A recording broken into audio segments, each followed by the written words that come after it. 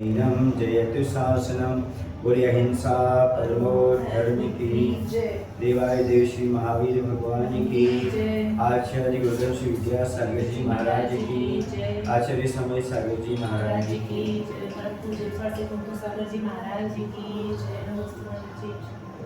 प्रकरण अध्यात्म का चल रहा है, उसमें भी रत्नत्रय का चल रहा है, उसमें भेद और अभेद रत्नत्रय का चल रहा है।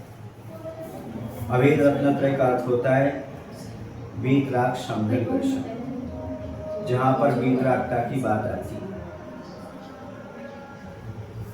अर्थात निश्चय रत्नत्रय की बात है। अभेद रत्नत्रयात्मक शुक्ल ध्यान केवल ज्ञान का कारण, जो अभेद रत्नत्रयात्मक शुक्ल है वह शुक्ल ध्यान का कारण, अर्थात निश्चय रत्नत्रय वीतराग चारित्र ये सब या शुद्धोपयोग ये सब केवल ज्ञान के कारण। एक अर्थवाची समझ लो, निर्विकल्प समाधि है, अभेद रत्नत्रय है, निश्चय रत्नत्रय है, वीतराग चारित्र है, ये सब या शुद्धोपयोग है, ये सब एक अर्थवाची मान के चलो। और इन सब का फल क्या है? केवल ज्ञान। आचार्यों ने अभेद रत्नत्रय को समझाने हेतु पानकवत यह उदाहरण दिया है। पानक अर्थात शरबत या ठंडाई। ठंडाई में तीन चीजें मिल गई। ठंडाई कहने में उसमें जितनी वस्तुओं का योग है वे सभी संग्रहित हो जाती है। ठंडाई का सब बादाम, सौंफ, खसखस, सौंफ, काली मिर्च आदि जो कुछ भी आप डाला, बादाम आदि सब, दूध, मीठा, ये सब उसमें आ जाते हैं। ठंडाई कहने से उसमें जितनी वस्तुओं का योग है वे सभी संग्रहित हो जाती है। पानक कहने से कोई पेय पदार्थ, जल, दूध आदि को पृथक पृथक ग्रहण नहीं करना, किंतु बूरा, बादाम, सौंफ, इलायची, काली मिर्च, खसखस आदि समस्त वस्तुओं से मिलकर जो पेय तैयार किया जाता है उससे ग्रहण कर लेना चाहिए। इलायची मिलाते सब। इन समस्त चीज़ों को यदि अलग अलग कटोरों में घोल बनाकर तैयार करके रख दिया जाए तो उसे पानक नहीं बोलेंगे, किंतु यह बादाम का घोल है। किसका घोल है? यह बूरे का पानी है, यह काली मिर्च का घोल है इत्यादि रूप से कहेंगे। पानक में उक्त सभी चीजें समाविष्ट होती हैं। उसी प्रकार निश्चय सम्यक दर्शन कहने पर अभेद रत्नत्रय को समझना चाहिए। क्या कहने पर? निश्चय सम्यक करने पर अभेद रत्नत्रय को समझ लेना चाहिए, जिसमें सम्यक दर्शन, सम्यक ज्ञान, सम्यक चार तीनों की समष्टि होती है, तीनों की समष्टि हो जाती है।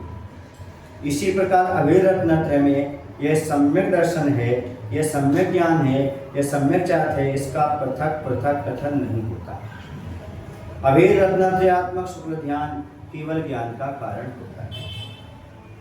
बिना ध्यान के केवल ज्ञान और मुक्ति नहीं हो सकती। चाहे केवल ज्ञान हो, चाहे मुक्ति का लाभ हो, वो सब ध्यान के माध्यम से होता है, क्योंकि वहाँ पर केवल ज्ञान के बाद भी योग निरोध करना पड़ता है।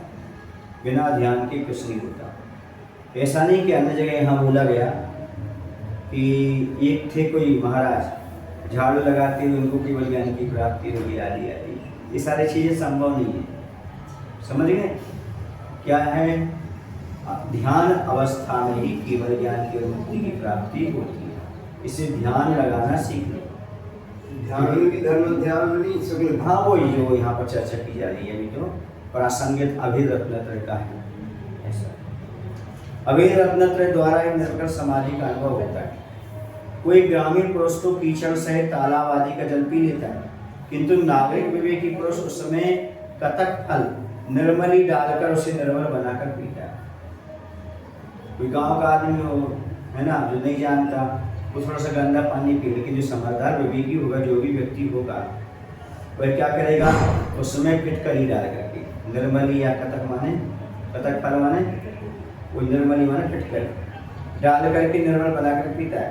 दोनों जल के आस्वाद में अंतर होता है। हाँ, नहीं, कई बार आज मुझे निर्मली शब्द फिटकरी का नाम ही सुना, और कन्नड़ में भी शायद इसको इसे बोलते हैं। तो इसको क्या किया? डाल करके उसको साफ किया और पिया। दोनों जल के आस्वाद में आनंद होता ही है, अंतर होता है, दोनों में अंतर तो हो गई। उसी प्रकार स्वसंवेदन रूप भेद भावना से रहित मनुष्य मिथ्यात्व राग आदि भाव परिणाम से आत्मा का अनुभव करता है, किंतु सम्य दृष्टि पुरुष अभेद रत्नत्रय लक्षण युक्त निर्विकल्प समाधि के बल से कतक स्थानीय निश्चय ने कहा आश्रय लेकर शुद्ध आत्मा का अनुभव करता है। गंदा पानी अलग है और शुद्ध पानी अलग है, सीधी सी बात। संसारी प्राणी जो मिथ्याता लिए पड़ा उसका अनुभव अलग है और शुद्ध उपयोग मुनिराज का अनुभव अलग है। निर्मलता अलग हो जाती है, उसको ध्यान में से निर्मलता आ जाती है। अभेद रत्नत्रय कहो, शुद्ध ध्यान करो, शुद्ध उपयोग कहो, ये सब एक आध बात ही समझ गए। तो यहाँ पर कहने का तात्पर्य इतना ही समझना चाहिए कि मिथ्यात आदि से जो समन्वित जीव ने वो गंदे पानी की तरह स्वाद जान रहे हैं और जो शुद्ध उपयोगी मिजाज है वो निर्मल पानी की तरह स्वाद ले रहे हैं आत्मा का, ऐसा यहाँ पर समझना चाहिए। प्रतिक्रमण की अनिवार्यता, प्रायः सावक स्नान करने के उपरांत ही भोजन करता है। क्या कर ले? स्नान कर ले फिर भोजन कर। बिना स्नान किए भोजन करने की इच्छा नहीं होती। बुखार वगैरह आने पर बिना स्नान के भोजन करना भी पड़े तो थोड़ा सा भोजन होता है, या फिर हाथ पैर तो फिर भी धो लेता है। स्नान के बिना भोजन करने पर मन संतुष्ट नहीं होता और मन प्रशस्त भी नहीं रहता। अतः जिस प्रकार भोजन से पूर्व स्नान अनिवार्य होता है, उस प्रकार निर्विकल्प समाधि में लीन होने के पूर्व प्रतिक्रमण अनिवार्य होता है। आचार्य से कहते थे प्रतिक्रमण कर लो, 12 होना पढ़ लो, इससे ब्रेन वॉशिंग हो जाती है। पहले कपड़ा धो फिर प्रेस करो, सीधा उतार के प्रेस करोगे तो चमकेगा क्या? नहीं। तो जो धोना हो गया प्रतिक्रमण हो गया, प्रेस करना सामायिक हो गया। इसी प्रकार से यहाँ पर स्नान करना प्रतिक्रमण हो गया, भोजन करना ध्यान करना हो गया समाधि में। तो सामायिक प्रतिक्रमण के बाद सामायिक ये बताया। तो मन संतुष्ट हो जाता है और ब्रेन वॉशिंग हो जाती है, मन लग जाता है, क्योंकि दिन भर के जो दोष हैं आप दोष रख करके फिर सामायिक करना निर्विकल्पता नहीं आ पाती। इसी पर उसका प्रतिक्रमण कर लो, निर्विकल्प हो जाए, फिर उसका निर्विकल्प समाधि में जाओ। इसलिए आचार्य अमृतचंद जी ने प्रतिक्रमण को अमृत कुंभ भी कहा। क्या कहा है वो? अमृत कुंभ के समान। कहीं इंग्लिश कुंभ भी कहा है निर्विकल्प समाधि की दशा में, और अभी क्या कहा उन्होंने? ये अमृत कुंभ के समान। यदि साधक प्रतिक्रमण कर ले और सामायिक में नहीं बैठे तो उसमें कोई प्रयोजन सिद्ध नहीं होता। अब तुमने क्या कर दिया? कपड़े को पलटने के लिए डाल दिया, धोने के लिए, उसको सुखाया नहीं, प्रेस नहीं फिरा तो उतना अच्छा नहीं रहता। इसे प्रतिक्रमण तो कर लिया पर सामायिक नहीं की। हाँ, तो सामायिक करना जरूरी है। यदि साधक प्रतिक्रमण कर ले और सामायिक में नहीं बैठे तो उससे कोई प्रयोजन सिद्ध नहीं होता। जैसे कि स्नान करने के उपरांत भोजन ना करें तो किस से तो नो स्नान किया था, प्रयोजन सिद्ध नहीं होता। प्रतिक्रमण के द्वारा मन हल्का हो जाता है, मन की मलिनता दूर हो जाती है, पश्चाताप के द्वारा भी मन विशुद्ध होता है। यदि मन का विकल्प दूर नहीं होता तो मन में वह चुभता रहता है, अतः मन से निकालना ही ठीक रहता है, तभी मन निर्विकल्प होता है, तभी निर्विकल्प आत्म ध्यान की भूमि का निर्माण होता है। अतः प्रतिक्रमण आवश्यक होता है। कुछ लोग प्रतिक्रमण को अच्छा नहीं मानते, जो एकांत वाले होते हैं। उन्होंने कहा है कि आचार्यों ने विस्कुंभ कहा है। विस्कुंभ कब कहा है? जब निर्विकल्प समाधि में जा रहा हो और प्रतिक्रमण की बात करो, नहीं पहले प्रतिक्रमण कर लो तो अमृत हो, बाद में निर्विकल्प समाधि में चले जाओ। हाँ, इसलिए प्रतिक्रमण जरूरी है। विस्कुंभ भी और अमृत कुंभ भी कहाँ है ये समझने की आवश्यकता है। ध्यान के समय प्रतिक्रमण नहीं और ध्यान के पूर्व प्रतिक्रमण करना जरूरी है, उसके बिना नहीं। समझ गए ना? प्रतिक्रमण का अर्थ है किए गए दोषों का निराकरण करना। आज जो दिन भर में आपने दोष किए उसका निराकरण करना, क्योंकि मन को निर्विकल्प बनाए बिना सामायिक और ध्यान नहीं होता। इसलिए सामायिक करने से पहले प्रत्येक व्यक्ति को प्रतिक्रमण करना बहुत जरूरी है, तभी सामायिक में मन लगता है। क्योंकि प्रतिक्रमण से मन का मेल धुल जाता है, ब्रेन वॉशिंग हो जाता है और अच्छी तरह से मन सामायिक में ध्यान आदि में लगता है। इसे सामायिक के विरुद्ध प्रतिक्रमण करना आवश्यक है। लोग कहते शराब को भी पाप की शराब है, प्रतिक्रमण है ही नहीं। दार्शनिक श्रावक के लिए नहीं 11 प्रतिक्रमण ऐसा नहीं है। आलोचना पाचार्य करे, कुछ तो बोले, कम से कम दिन भर के पाप को कुछ तो बोले। नहीं वो तो बोलता है, हाँ। करता है, पाक्षिक नहीं है, चातुर्मासिक नहीं है, हाँ ये नहीं है। हाँ। साल में कभी एक बार करवा देते हैं साफ को, तो एक उपवास का भी संकल्प करा देते हैं। नहीं आगम नहीं है, फिर भी कर ले तो कोई दिक्कत नहीं है। अब क्या है ना, व्रतियों के लिए प्रतिक्रमण की बात कैसे की जाती है? व्यक्ति को कह रहे ना, व्यक्ति सब छोड़ लगे भी अंजलगिरी में से ना। हाँ। प्रतिक्रमण कब कर रहे हैं? कर ले तो ये श्राप नहीं कहा है, शुल्लक की नहीं। क्या हर चीज लिखी नहीं जाती? हाँ कुछ स्वाभाविक से भी कर लिया जाता है, ऐसा होता है। अब एक हीरक जी थे, नाम नहीं बताया यहाँ पर, आप लोग सब समझते होंगे। वो रात में बोलते थे, सुन रहे ना? तो उनसे कहा कि रात में कम से कम आप 8 बजे 9 बजे तक सीमा मान लो, उसके बाद मौन हो जाओ। कि कहाँ लिखा है आगम में कि साधु को रात में नहीं बोलना चाहिए? उन्हें प्रमाण दिखा रहा साधु रात में बोली। हमने कहा प्रमाण दिखा रहा साधुओं को बोलनी नहीं चाहिए, रात में नहीं बोलना ही नहीं चाहिए साधुओं को। तो प्रमाण तो मेरे पास ये भी है कि आवश्यक होने पर ही थोड़ा सा बोलें। अब स्टोपदेश में तो स्पष्ट लिखा है कि मिदम किसम, ये सब पूरे मत पढ़ो आप, ये कौन है, क्या है, किसका आदि है, अपने आत्मा में लीन रहो, है ना? ये सब कहाँ जाएगा? हमें सब बातें हैं, बस समय समय की बात है। किसकी बात है? एकदम आप निषेध मत करो। ये लगे चीज भूमिका राज भी नहीं बोलती है आपने। हाँ, वो नहीं करे। प्रयोजन क्या है? प्रयोजन का उसमें रहता है। प्रयोजन आपका क्या है? बोलने का उपदेश दे रहा है, साधु को समझा रहा है। और रात में तो ऐसा भी है, बोले जाना किसी को परभ्रष्ट होने से बचाया, तो रात में बोले वो। और समाधि के समय किसी की तो संबोधन करते हैं, होता है। तो प्रयोजन देख लो, यदि प्रयोजन है तो उसमें कोई दिक्कत नहीं, प्रयोजन नहीं है तो क्या कर पाते हैं? लोग हैं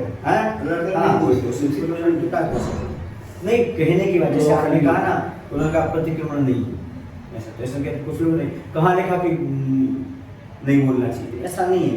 पर अपना भी तो एक बहुमान होता है, अपना अपन भी तो सोचे हमें बोलना कि नहीं बोलना, हमारा लोग बहुमान कर पाएंगे कि नहीं कर पाएंगे, ये सब चीज़ें होती हैं।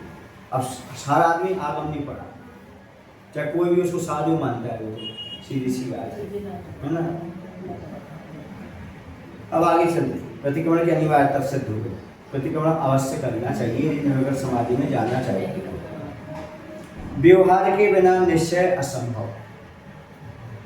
ये यहाँ पर कह रहे दही से नवनीत की प्राप्ति होती है। कैसे प्राप्त होता है? दही से नवनीत प्राप्त करने की एक प्रक्रिया होती है, मथा जाता है। दूध को जमाकर दही बनाया, दही नहीं जमाया जाता। कहते दही जमा लो, दही नहीं जमाते, ये व्यवहार है। जमाते क्या है? हाँ, दही का मंथन करने से नवनीत बनता है। दही का मंथन करने के लिए दही को किसी पात्र में रखा जाता है। बिना पात्र के दही का मंथन कैसे होगा? नहीं हो सकता। मंथन क्रिया के लिए मथानी, रस्सी, भगोनी और मंथन करने वाले इत्यादि सभी की आवश्यकता होती है। इस उदाहरण में नवनीत की प्राप्ति निश्चय है, दही व्यवहार है। दही का आधार पात्र, भगोनी, मथानी, रस्सी आदि भी व्यवहार है। एक भूतात् रूप व्यवहार है जो निश्चय का साक्षात कारण होता है, और एक औपचारिक व्यवहार है जो निश्चय की प्राप्ति में परंपरा में से कारण होता है। यहाँ दृष्टांत में दही भूतात् रूप व्यवहार है क्योंकि दही ही नवनीत बनेगा। अन्य भगोनी, रस्सी, मथानी आदि औपचारिक व्यवहार है, उसके सहयोगी होगा, समर्थ कारण में सब आ जाएंगे। नवनीत किसमें है? दही में। व्यवहार के बिना यदि निश्चय की प्राप्ति होती है तो बिना मंथन किए दही से व्यवहार नवनीत प्राप्त हो जाए, होना चाहिए, नहीं होता। जबकि ऐसा कभी नहीं होता। दूध से या दही से घी प्राप्त करने के लिए कोई ना कोई प्रक्रिया का सहारा लेना अनिवार्य होता है, चाहे मिक्सी से मत हो चाहे मथानी से मत हो, प्रक्रिया लगे पर मतना तो पड़ेगा। दही में से जब तक नवनीत आता है नहीं आता तब तक हाथ से मथानी को ऊपर नीचे करके मंथन क्रिया करना आवश्यक होती है। यह मंथन क्रिया सद्भुत व्यवहार नय का विषय है। इस व्यवहार का जो निश्चित करता है उसे ऐसा समझना चाहिए कि मानो उसे निश्चय प्राप्ति की प्रक्रिया का ज्ञान नहीं। समझ गए? कहने का तात्पर्य ये है कि जो व्यवहार का निषेध करते हैं वो निश्चय को प्राप्त कभी कर ही नहीं सकते, उन्हें प्रक्रिया ज्ञात नहीं, क्योंकि इस मंथन क्रिया के बिना कभी नवनीत की प्राप्ति हो नहीं सकती। इतना अवश्य है कि जितना मंथन आवश्यक है उतना ही करें, मैंने व्यवहार जितना है उतना ही करें, व्यवहार आभास ना हो जाए और व्यवहार में लीन ना हो जाए। निश्चय का होना चाहिए, हेतु नियत को हुई, व्यवहार निश्चय का हेतु होना चाहिए, वही व्यवहार करें। रस्सी, पानी, भगोनी, मथानी इत्यादि बाह्य उपकरण माने जाते हैं, करण नहीं। करण को कार्य करने में उपकरण की आवश्यकता होती है। उपकरण के द्वारा करण में ऐसी क्रिया हो जाती है जिससे कार्य संपन्न हो जाता है। दही हो गया करण और ये सारे भगवान आदि उपकरण हो गए। इस प्रकार नए चतुष्टय को समझने का प्रयास किया गया है।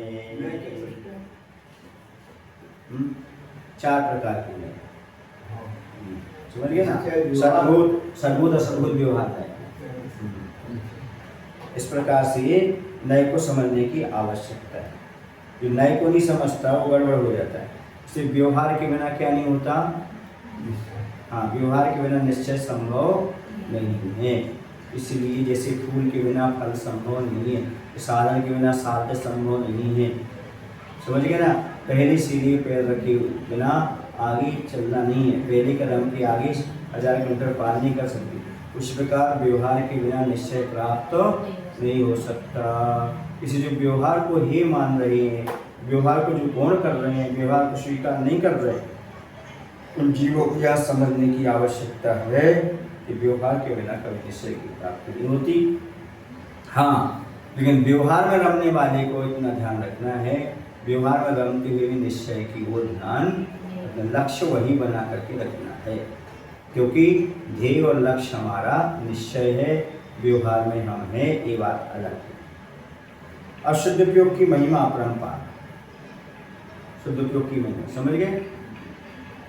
आज ऐसे कहते थे जैसे किसी ने सब्जी की दुकान लगाई, मूंगफली की दुकान लगाई, उसने दिन भर में जो कमाया, लेकिन एक हीरे जवाहरात की दुकान वाला है, उसकी एक ही आइटम बिक गया, एक ही ग्राहक आया, तो उससे कई गुना लाभ हो गया।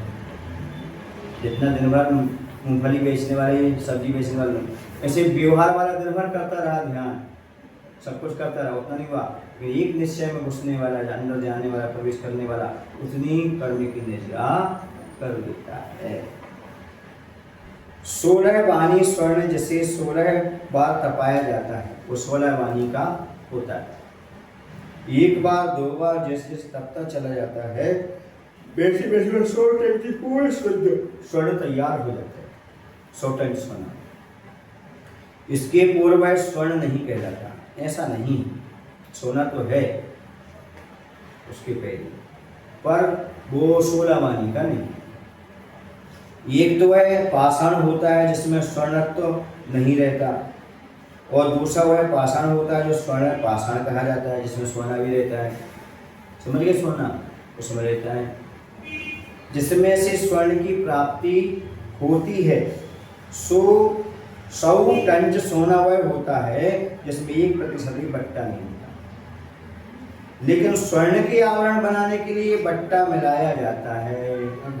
बट्टा के बिना आभूषण बन ही नहीं सकता, क्योंकि बिना बट्टे के आवरण नहीं बनते, बट्टे को मिलाना अनिवार्य होता है। फिर भी व्यवहार चलता है कि 100 टन सोना है, कहने में क्या आएगा? 100 टन सोना है, लेकिन बिना बट्टा के वह बन नहीं सकता।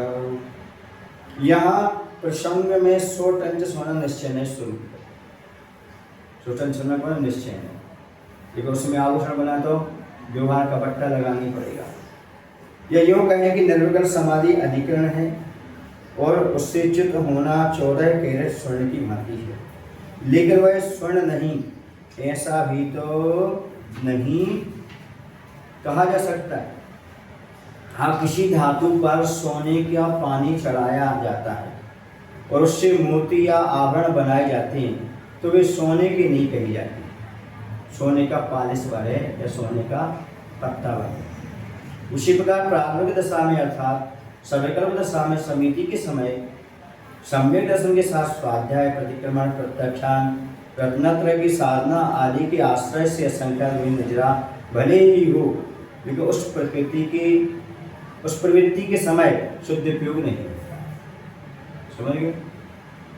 उपवास के साथ हो, 8 दिन के उपवास के साथ निद्रा विजय भी हो, किसी से वचन प्रवृत्ति भी ना हो, तो सोपयोगात्मक रत्नत्रय की अवस्था मानी जाएगी, क्योंकि निर्विकल्प दशा में नहीं पहुंचा। मौन रहा है फिर भी उस समय गुप्ति की प्राप्ति नहीं होती। शुद्धोपयोग और सोपयोग एक साथ नहीं होता। शुद्धोपयोग की महिमा कितनी महान है इसे समझना आवश्यक है। आचार्य कुंद देव जिन्होंने महान आध्यात्मिक ग्रंथ की रचना की है, वे स्वयं शुद्धोपयोग को नमन करते हैं। धन्य शुद्धोपयोग की दशा। मैं उस सामान्य के लिए नमस्कार करता हूँ जिसके द्वारा अंतर्मुहूर्त में कैवल्य की प्राप्ति हो जाती है।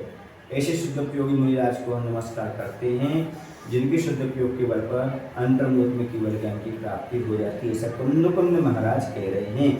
ऐसे शुद्धोपयोगी मुनिराज को कोई करे या ना करे इससे कोई मतलब नहीं, लेकिन कुंद भगवान के नमोस्तु कर रहे हैं तो वह शुद्धोपयोग में जाने वाले महाराज।